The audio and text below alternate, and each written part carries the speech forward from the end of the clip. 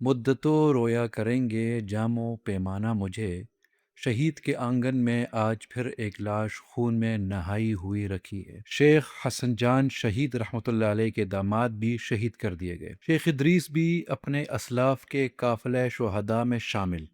انا للہ و انا الیہ راجعون۔ چارسدہ بلکہ پورے صوبے کی فضا سوگوار ہے، زبان کنگ، لب خاموش اور دل یقین کرنے سے قاصر ہے کہ یہ سانحہ جاگوداز حقیقت بن چکا ہے کہ سفید داڑھی پر سرخی رنگ حنا نہیں، لہو سے وضو ہے۔ ایک ایسی ہستی کی رخصتی جس کی زندگی علم و عمل، صبر و حلم، درس و تدریس اور وعظ و بیان کی روشن مثال تھی۔ شیخ الحدیث مولانا محمد ادریس یہ صرف ایک نام نہیں تھا، بلکہ ایک زندہ روایت، ایک متحرک مکتب فکر اور ہزاروں دلوں کی دھڑکن تھی۔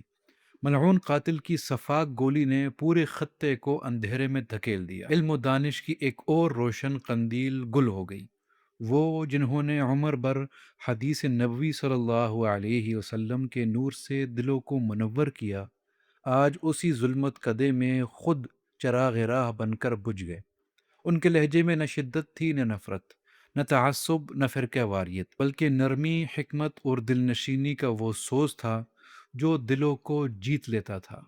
ہر ایک دل و جان سے ان کا احترام کرتا تھا۔ شیخ صاحب کا یہ مظلومانہ قتل ہمارے معاشرے کی بیمار روح کا آئینہ ہے۔ ایک ایسا معاشرہ جہاں اختلاف رائے برداشت کرنے کا حوصلہ دم توڑ چکا ہے، جہاں دلیل کی جگہ گولی نے لے لی ہے، اور جہاں نہ عالم محفوظ ہے نہ عام آدمی۔ سوال یہ نہیں کہ قاتل کون ہے، سوال یہ ہے کہ وہ فکر کون سی ہے جو اختلاف کو دشمنی اور دشمنی کو قتل تک لے جاتی ہے۔